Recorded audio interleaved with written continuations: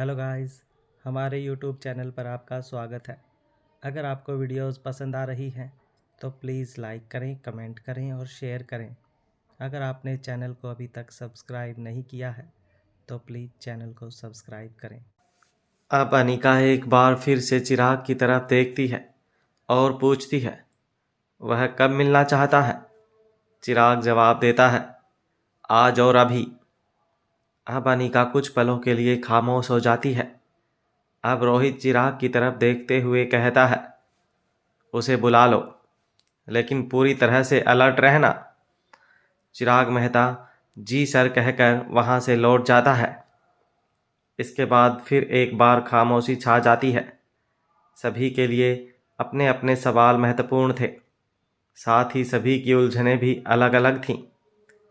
प्रीति इस बात में उलझी हुई थी कि राजश्री क्या करने की कोशिश कर रही है और क्यों।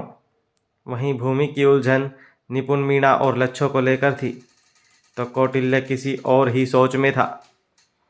अनिका के लिए इन सभी बातों से कहीं ज़्यादा महत्वपूर्ण था आकाश। दमयंती देवी की 3 कीमती मोहरें उसके पास होने के बाद भी अनिका की उनमें कोई रुचि नहीं थी। सवाल यह था कि क्या वह तीनों अनिका को फिजूल जान पड़ रही थी? यदि हाँ, तो क्यों? या दमयंती देवी से निपटने के लिए अनिका ने कुछ और ही सोच रखा था? सामान्य स्तर पर भी देखा समझा जाता तो इन तीनों से बहुत सारी इन्फॉर्मेशन हासिल की जा सकती थी, जो दमयंती देवी की जड़ों को हिलाने के लिए पर्याप्त होती। शायद उसकी जड़ों को उखाड़ने के भी काम आती। जब सभी गहरी सोच में थे, तब रोहित अपनी जगह से उठकर खड़ा हो जाता है। फिर वह कहता है, मुझे लगता है कि सभी के पास तैयारी के लिए ज़्यादा वक्त नहीं है। फिलहाल मुझे यहाँ से चलना चाहिए। इसके बाद वह अनिका की तरफ देखता है और आंखों ही आंखों में सवाल करता है, क्या तुम यहाँ रुकोगी या यहाँ से चलना है? अनिका अपनी पलकें हिलाकर रोहित को जवाब देती है कि वह उसके साथ आ रही है। उन दोनों का वहाँ से जाना इसलिए ज़रूरी था क्योंकि असली तैयारी उन्हीं के निर्देशों के अनुसार की जानी थी। अनिका अपनी जगह से खड़ी होती है और कौटिल्य की तरफ देखते हुए कहती है, तुम किसी गहरी सोच में हो? क्या कुछ कहना या पूछना चाहते हो? यह सुनकर कौटिल्य भी अपनी जगह से उठ खड़ा होता है। फिर संकोच करते हुए कहता है, मैं काफ़ी समय से घर नहीं गया, बस इसी बारे में सोच रहा था। कौटिल्य की बात सुनकर अनिका के चेहरे पर हल्की सी मुस्कान आ जाती है। वह कहती है, मैं अब्दुल से कह देती हूँ, वह पूरी सुरक्षा के साथ बिना किसी को खबर हुए तुम्हें वहाँ तक पहुँचने में मदद कर देगा। अब कौटिल्य कहता है, मैं उनके साथ ही वापस भी आ जाऊँगा। मैं उनसे सिर्फ थोड़ी देर के लिए मिलने जाना चाहता हूँ। अनिका कहती है, जरूर जाओ। मैं तो कहती हूँ कि इस बार भूमि को भी साथ ले जाओ। यह भी यहाँ पर परेशान हो रही होगी, बाहर की हवा खाएगी तो अच्छा लगेगा। अनिका की इसी बात पर प्रीति झट से बीच में कूदते हुए कहती है, हाँ अनिका दी, आप बिल्कुल सही कह रही हैं। इसी बहाने इनका कुछ गुस्सा भी कम होगा। लगातार एक ही जगह पर टिके रहने और काम का बोझ ज़्यादा होने से इनकी फ्रस्ट्रेशन काफ़ी बढ़ गई है। प्रीति की इस बात पर भूमि इसे तेज निगाहों से देखती है। प्रीति उतनी ही तेजी से अपनी जगह से उठकर मुस्कुराते हुए अनिका के पीछे की तरफ जाकर खड़ी हो जाती है और भूमि से अपना बचाव करती है। इसके बाद रोहित और अनिका वहाँ से बाहर चले जाते हैं। यहाँ कौटिल्य, भूमि और प्रीति तीनों मीठी नोक झोंक में लग जाते हैं। थोड़ी देर बाद अब्दुल वहाँ पहुँचता है और कौटिल्य से कहता है, सभी इंतजाम हो गए हैं, तुम अभी निकल सकते हो। कौटिल्य भूमि की तरफ घूमते हुए पूछता है, क्या तुम साथ आ रही हो? भूमि कुछ सोचती है और उसके बाद कहती है, ठीक है, मैं साथ चलती हूँ। दरअसल भूमि जानना चाहती थी कि वह कौन सा घर है जिसकी याद कौटिल्य को सता रही है, और वह कौन है जिनसे वह मिलना चाहता है।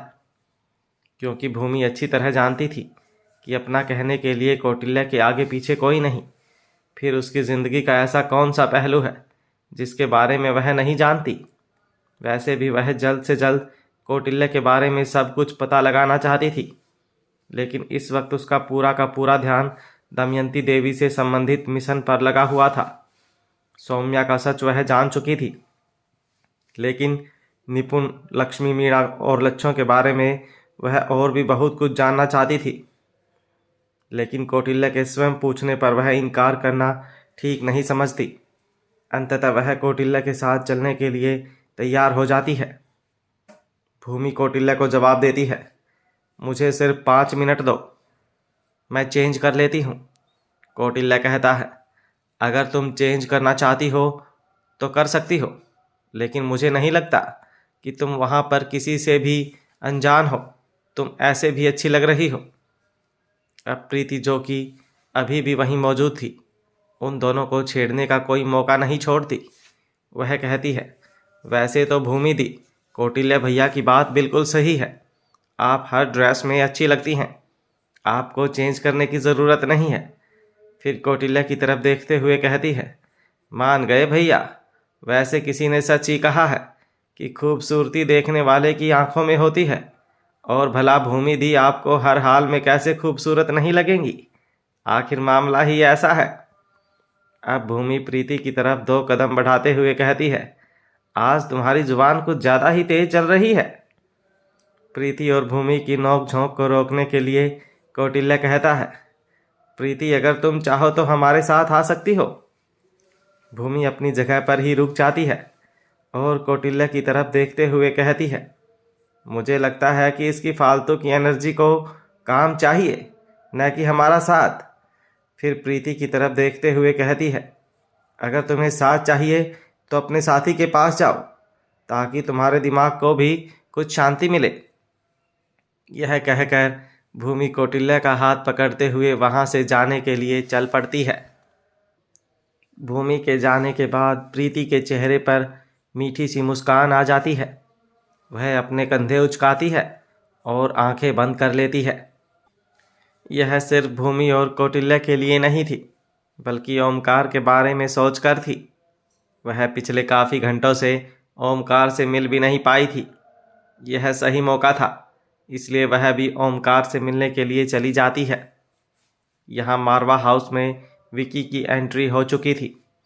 अब्दुल बड़ी सावधानी से उसे लेकर मीटिंग हॉल में पहुंच जाता है, जहां पर सिर्फ अनिका और रोहित मौजूद थे। रोहित रूम में सामने की तरफ रखी हुई एक बड़ी सी चेयर पर बैठा हुआ था। उसके ठीक बाईं तरफ अनिका मौजूद थी। अब्दुल विकी को रूम में अंदर तक छोड़ने के बाद वापस रूम के बाहर जाकर खड़ा हो जाता है। विक्की को देखने के बाद भी रोहित और अनिका में से कोई भी अपनी जगह से नहीं उठता। विक्की को उनसे इसी तरह के व्यवहार की अपेक्षा थी। वह आगे बढ़कर औपचारिकता निभाते हुए रोहित को हेलो सर और फिर अनिका की तरफ देखते हुए हेलो मैडम कह देता है। रोहित विक्की को अपने हाथ से कुर्सी पर बैठने के लिए इशारा करता है। विक्की थैंक यू बोलकर बैठ जाता है। ठीक तरह से सेटल हो जाने के बाद विक्की कहता है, आई होप आप दोनों अच्छे होंगे। मैं आपका अधिक वक्त नहीं लूँगा, सीधा पॉइंट पर आता हूँ। अनिका और रोहित दोनों ही अपना एटीट्यूड कैरी करके खामोश बैठे उसे देख रहे थे। विक्की रोहित की तरफ देखते हुए कहता है, वह जानती है कि उसकी त्रिमूर्ति आपके पास हैं। वह उनके बदले में कोई भी कीमत अदा करने के लिए तैयार है। प्लीज़ आप उन्हें वापस कर दीजिए। अब रोहित कहता है, तुम क्या कह रहे हो? मैं कुछ समझा नहीं। किसके बारे में बात कर रहे हो? कौन जानती है? कौन सी मूर्तियाँ? अब विकी जवाब देता है, मैं आपसे किसी भी तरह जीत नहीं सकता, चाहे वह बातचीत ही क्यों ना हो। आप जो कहेंगे मुझे उसी को सच मानना होगा और यहाँ से खाली हाथ ही जाना होगा। लेकिन इस तरह सिर्फ समय की बर्बादी होगी। वह तीनों आपके किसी काम की नहीं। कुछ छोटी मोटी सूचनाओं को हासिल करने के अलावा उनसे और कुछ प्राप्त नहीं होगा। मैं पूरे विश्वास के साथ कह सकता हूँ कि आप इतने समय में उनसे जानने लायक हर बात पता लगा चुके होंगे। अगर मिस्टर रोहित मारवा ने उन्हें अभी तक जिंदा रखा है तो इसके पीछे कोई मकसद भी ज़रूर होगा। इसके बाद विकी अनिका की तरफ देखते हुए कहता है, अगर वह मकसद सौदा करना है तो फिर अधिक देर करने का क्या फ़ायदा। इतना कहने के बाद विकी चुप हो जाता है। अब अनीका रोहित की तरफ देखती है। रोहित बिल्कुल हल्के से अपनी पलकें और गर्दन हिलाकर अनीका को हाँ में इशारा करता है, जिसका मतलब था कि अनीका अपने हिसाब से इस मुद्दे को डील करे। कुछ पलों की खामोशी के बाद अनीका कहती है, यह हैरानी का विषय नहीं है, लेकिन काफ़ी अटपटा ज़रूर है कि तुम उसके लिए काम करते हो। तुमने दोस्त बनकर उसे दगा दिया जो तुम्हें अपना सबसे अच्छा दोस्त कहता था। इससे पहले कि अनीका और कुछ कह पाती, विकी लगभग गिड़गिड़ाते हुए कहता है, मैं अपने बारे में कुछ नहीं कह सकता, यहाँ तक कि सफाई भी नहीं दे सकता। मैं सच में नहीं जानता था कि क्या होने वाला है, क्यों होने वाला है और कैसे। मैं क्या कोई भी नहीं जानता कि वह कब क्या करने वाली है। जो कुछ भी हुआ वह मेरी इच्छा से नहीं हुआ, लेकिन मैं जिस जगह पर खड़ा हूँ उस जगह पर मुझे आपका दिया हुआ हर इल्ज़ाम मंजूर है। जानबूझकर या अनजाने में गलती तो मुझसे ही हुई है। अब अनीका कहती है, मुझे यह सब जानने में कोई इंटरेस्ट नहीं कि तुमने क्या किया और क्यों किया। मैं इन सब चीज़ों से बहुत आगे निकल आई हूँ। इस वक्त तुम यहाँ सौदा करने आए हो तो सौदे की ही बात करते हैं। अब विकी अनीका की तरफ खामोशी से देखने लगता है। 2 पल का वक्त लेने के बाद अनीका कहती है, सौदा बराबरी का होना चाहिए। उसे कहो कि एक के बदले में कोई एक ही मिलेगा। वह खुद चुन ले कि उसे क्या चाहिए। विक्की कहता है, वह कभी नहीं मानेगी, उसे वह तीनों चाहिए। अब अनीका कहती है, तो फिर हमें कोई सौदा नहीं करना। वैसे भी हमें कुछ दे सके उसकी इतनी हैसियत नहीं। विकी खुद यह सोचकर काफ़ी हैरान और परेशान था कि दमयंती देवी बदले में उस अनीका को क्या ही दे सकती है, जिसके पास न धन की कमी है न ही बल्कि यहाँ तक कि योग्यता में भी उसकी टक्कर में कोई नहीं। एक बार फिर से वह यही सोचने लगता है, लेकिन अनीका की आवाज़ सुनकर वह अपनी सोच में ज़्यादा दूर तक नहीं जा पाता। अनीका आगे कहती है, जैसे हमें यह 3 हासिल हुई हैं और भी बहुत कुछ हासिल हो जाएगा। जैसे पहले कोई नहीं बचा, आगे भी इनमें से कोई जिंदा नहीं बचेगा। अब विकी कहता है, ऐसा मत करो, ऐसा करने से सिर्फ तबाही होगी। वह जीते या हारे यह बाद की बात है, लेकिन उसके लिए किसी की जिंदगी का कोई मोल नहीं। जिन्हें वह मांग रही है वह भी उसके लिए सिर्फ इसलिए ज़रूरी हैं क्योंकि यह अभी उसके लिए फ़ायदेमंद है। यदि इनका विकल्प उसके पास होता तो वह कभी आगे बढ़कर सौदा नहीं करती। लेकिन यदि एक बार उसने मन में यह ठान लिया कि उसने इन तीनों की बलि दे दी, तो उसके बाद न जाने वह क्या करेगी। मैं तुमसे हाथ जोड़कर प्रार्थना करता हूँ कि खामोशी से अपने मकसद को अंजाम दो। उसे मैदान में आकर लड़ने के लिए मत ललकारो। वह जो मांग रही है उसे दे दो। हालांकि अनीका को दमयंती देवी से कोई डर नहीं था और ना ही उसे इन सब बातों से कोई फर्क नहीं पड़ता था, लेकिन यह उसके भाई की जिंदगी का सवाल था, इसलिए वह किसी भी तरह का कोई भी खतरा मोल नहीं लेना चाहती थी। अगर उसे आमने सामने से लड़ना होता तो वह कब का लड़ चुकी होती। ईंट का जवाब पत्थर से देने वाली अनीका ने इतने समय तक रुक रुक कर जाल बिछाया, जो कि उसकी प्रवृत्ति में नहीं था। अब दमयंती देवी उसमें पूरी तरह से फंस चुकी थी।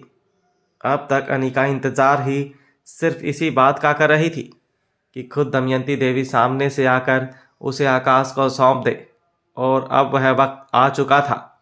भला अब अनीका पीछे कैसे हटने वाली थी। बस वह इतनी आसानी से हाँ करके यह नहीं जताना चाहती थी कि वह कब से इसी पल का इंतज़ार कर रही थी। अब अनीका बड़े ही आराम से कहती है, तुम एक समझदार इंसान हो, चलो हम तुम्हारी बात मान लेते हैं।